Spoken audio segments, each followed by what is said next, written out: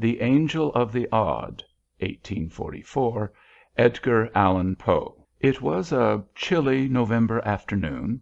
I had just consummated an unusually hearty dinner, of which the dyspeptic truffa formed not the least important item, and was sitting alone in the dining room with my feet upon the fender and at my elbow a small table, which I had rolled up to the fire, and upon which were some apologies for dessert, with some miscellaneous bottles of wine, spirit, and liqueur.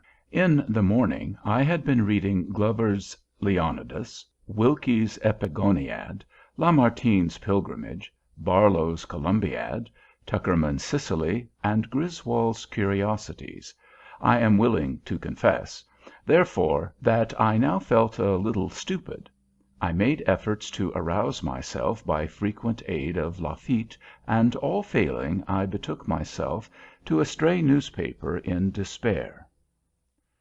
Having carefully perused the column of Houses to Let, and the column of Dogs Lost, and then the columns of Wives and Apprentices Runaway, I attacked with great resolution the editorial matter, and reading it from beginning to end, without understanding a syllable, conceived the possibility of its being Chinese, and so reread it from the end to the beginning, but with no more satisfactory result.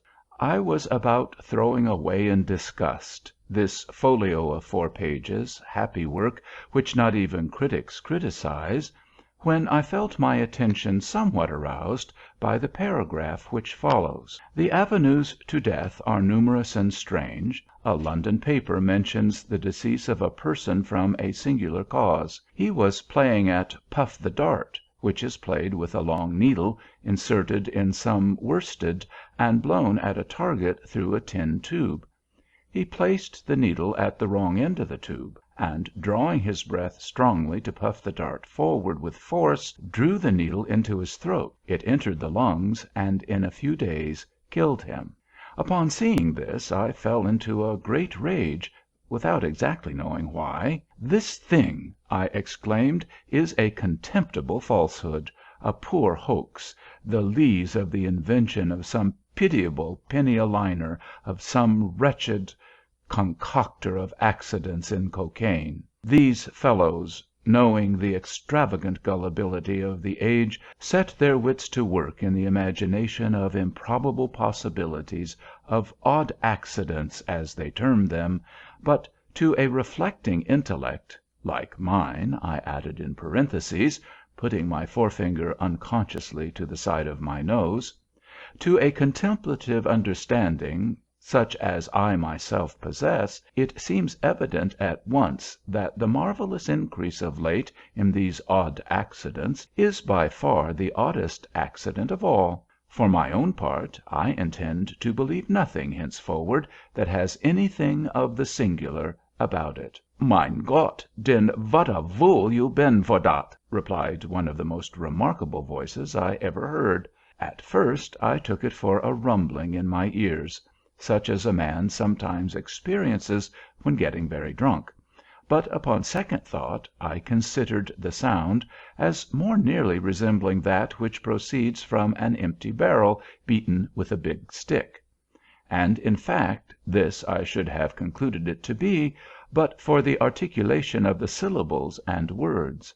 I am by no means naturally nervous, and the very few glasses of Lafitte which I had sipped served to embolden me a little, so that I felt nothing of trepidation, but merely uplifted my eyes with a leisurely movement and looked carefully around the room for the intruder. I could not, however, perceive any one at all. "Humph!" resumed the voice, as I continued my survey. "You must pe so drunk as de pig pen for not see me as I zit here at your zide." Hereupon I bethought me of looking immediately before my nose, and there, sure enough, confronting me at the table, sat a personage nondescript, although not altogether indescribable. His body was a wine pipe, or a rum puncheon, or something of that character, and had a truly Falstaffian air. In its nether extremity were inserted 2 kegs, which seemed to answer all the purposes of legs. For arms there dangled from the upper portion of the carcass 2 tolerably long bottles with the necks outward for hands. All the head that I saw the monster possessed of was one of those Hessian canteens which resemble a large snuff box with a hole in the middle of the lid. This canteen, with a funnel on its top like a cavalier cap slouched over the eyes, was set on edge upon the puncheon, with the hole toward myself, and through this hole, which seemed puckered up like the mouth of a very precise old maid, the creature was emitting certain rumbling and grumbling noises which he evidently intended for intelligible talk. "I say," said he, "you must be drunk as the pig, vor zit there and not zee me he zit here, and I say, do you most be pigger fool as de goose for to disbelief vat is print in de print. 'Tis de truth, dat it is, every vord of it." "Who are you, pray?" said I, with much dignity, although somewhat puzzled. "How did you get here, and what is it you are talking about?" "As for how I come here," replied the figure, "dat is none of your pizness. And as for vat I be talking about, I be talk about vat I think proper. And as for who I be, why dat is de very ting I come here for to let you zee for yourself." "You are a drunken vagabond," said I, "and I shall ring the bell and order my footman to kick you into the street." "He, he, he!" said the fellow. "Ho, ho, ho, ho! Dot you can't do." "Can't do!" said I. "What do you mean? I can't do what?" "Ring de pell," he replied, attempting a grin with his little villainous mouth. Upon this I made an effort to get up in order to put my threat into execution, but the ruffian just reached across the table very deliberately, and, hitting me a tap on the forehead with the neck of one of the long bottles, knocked me back into the arm-chair from which I had half arisen. I was utterly astounded, and for a moment was quite at a loss what to do.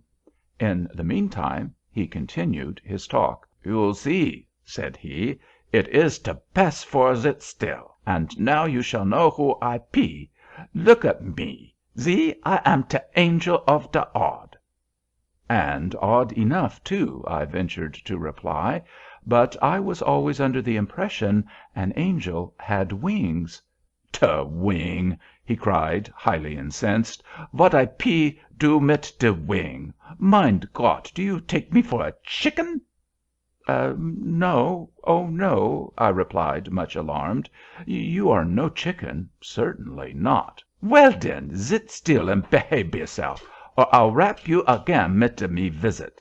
It is te chicken op de wing, and de owl op de wing, and de imp op de wing, and de head teufel op de wing. Te angel op not de wing, and I am te angel op de odd." "And your business with me at present is—" "My business!" ejaculated the thing. "Vy, what a low-bred puppy you must be for to ask a gentleman and an angel apout his business." This language was rather more than I could bear, even from an angel, so plucking up courage I seized a salt cellar which lay within reach and hurled it at the head of the intruder.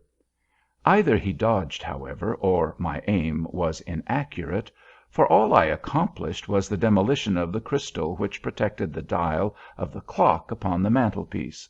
As for the angel, he evinced his sense of my assault by giving me 2 or 3 hard consecutive raps upon the forehead as before. These reduced me at once to submission, and I am almost ashamed to confess that, either through pain or vexation, there came a few tears into my eyes. "Mein Gott!" said the angel of the odd, apparently much softened at my distress. "Mein Gott! De man is either very drunk or very sorry. You must not drink it so strong. You must put de water into wine. Here, drink dis, like a good veller, and don't cry now, don't." Hereupon the angel of the odd replenished my goblet, which was about a third full of port, with a colorless fluid that he poured from one of his hand bottles. I observed that these bottles had labels about their necks, and that these labels were inscribed Kirchenwasser. The considerate kindness of the angel mollified me in no small measure, and, aided by the water with which he diluted my port more than once, I at length regained sufficient temper to listen to his very extraordinary discourse. I cannot pretend to recount all that he told me, but I gleaned from what he said that he was a genius who presided over the contretemps of mankind, and whose business it was to bring about the odd accidents which are continually astonishing the skeptic. Once or twice, upon my venturing to express my total incredulity in respect to his pretensions, he grew very angry indeed, so that at length I considered it the wiser policy to say nothing at all, and let him have his own way. He talked on, therefore, at great length, while I merely leaned back in my chair with my eyes shut, and amused myself with munching raisins and filliping the stems about the room. But by and by the angel suddenly construed this behavior of mine into contempt. He arose in a terrible passion, slouched his funnel down over his eyes, swore a vast oath, uttered a threat of some character which I did not precisely comprehend, and finally made me a low bow and departed, wishing me, in the language of the Archbishop in Gil Bias, beaucoup de bonheur, et un peu plus de bon sens. His departure afforded me relief. The very few glasses of Lafitte that I had sipped had the effect of rendering me drowsy, and I felt inclined to take a nap of some 15 or 20 minutes, as is my custom after dinner. At 6 I had an appointment of consequence, which it was quite indispensable that I should keep. The policy of insurance for my dwelling house had expired the day before, and some dispute having arisen, it was agreed that, at 6, I should meet the board of directors of the company and settle the terms of a renewal. Glancing upward at the clock on the mantelpiece, for I felt too drowsy to take out my watch, I had the pleasure to find that I had still 25 minutes to spare. It was 5:30. I could easily walk to the insurance office in 5 minutes, and my usual siestas had never been known to exceed 25. I felt sufficiently safe, therefore, and composed myself to my slumbers forthwith. Having completed them to my satisfaction, I again looked toward the timepiece, and was half inclined to believe in the possibility of odd accidents, when I found that, instead of my ordinary 15 or 20 minutes, I had been dozing only 3, for it still wanted 7:20 of the appointed hour. I betook myself again to my nap, and at length a second time awoke, when, to my utter amazement, it still wanted 27 minutes of 6. I jumped up to examine the clock, and found that it had ceased running. My watch informed me that it was 7:30, and, of course, having slept 2 hours, I was too late for my appointment. "It will make no difference," I said. "I can call at the office in the morning and apologize. In the meantime, what can be the matter with the clock?" Upon examining it, I discovered that one of the raisin stems which I had been filliping about the room during the discourse of the Angel of the Odd had flown through the fractured crystal, and lodging, singularly enough, in the keyhole, with an end projecting outward, had thus arrested the revolution of the minute hand. "Ah!" said I see how it is. This thing speaks for itself, a natural accident, such as will happen now and then." I gave the matter no further consideration, and at my usual hour retired to bed. Here, having placed a candle upon a reading stand at the bed head, and having made an attempt to peruse some pages of the Omnipresence of the Deity, I unfortunately fell asleep in less than 20 seconds, leaving the light burning as it was. My dreams were terrifically disturbed by visions of the Angel of the Odd. Methought he stood at the foot of the couch, drew aside the curtains, and in the hollow, detestable tones of a rum puncheon, menaced me with the bitterest vengeance for the contempt with which I had treated him. He concluded a long harangue by taking off his funnel cap, inserting the tube into my gullet, and thus deluging me with an ocean of Kirschenwasser, which he poured in a continuous flood from one of the long-necked bottles that stood him instead of an arm. My agony was at length insufferable, and I awoke just in time to perceive that a rat had run off with the lighted candle from the stand, but not in season to prevent his making his escape with it through the hole. Very soon a strong, suffocating odour assailed my nostrils. The house, I clearly perceived, was on fire. In a few minutes the blaze broke forth with violence, and in an incredibly brief period the entire building was wrapped in flames.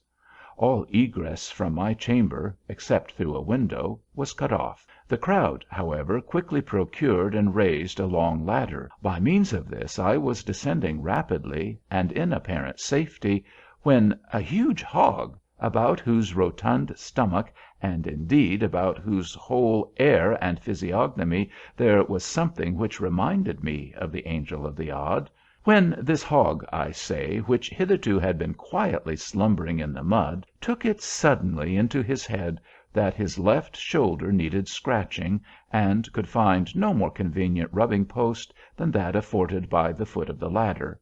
In an instant I was precipitated, and had the misfortune to fracture my arm. This accident, with the loss of my insurance, and with the more serious loss of my hair, the whole of which had been singed off by the fire, predisposed me to serious impressions, so that finally I made up my mind to take a wife. There was a rich widow, disconsolate for the loss of her 7th husband, and to her wounded spirit I offered the balm of my vows. She yielded a reluctant consent to my prayers. I knelt at her feet in gratitude and adoration. She blushed and bowed her luxuriant tresses into close contact with those supplied me temporarily by Grandjean. I know not how the entanglement took place, but so it was. I arose with a shining pate, wigless; she in disdain and wrath, half buried in alien hair. Thus ended my hopes of the widow by an accident which could not have been anticipated, to be sure, but which the natural sequence of events had brought about. Without despairing, however, I undertook the siege of a less implacable heart.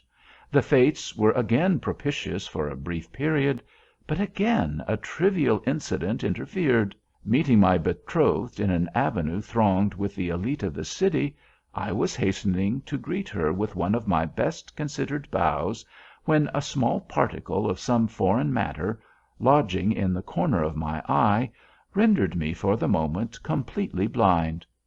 Before I could recover my sight, the lady of my love had disappeared, irreparably affronted at what she chose to consider my premeditated rudeness in passing her by ungreeted.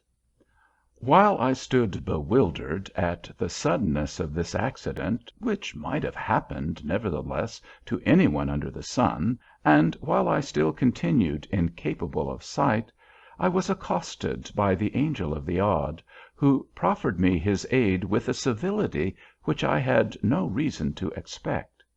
He examined my disordered eye with much gentleness and skill, informed me that I had a drop in it, and whatever a drop was, took it out, and afforded me relief.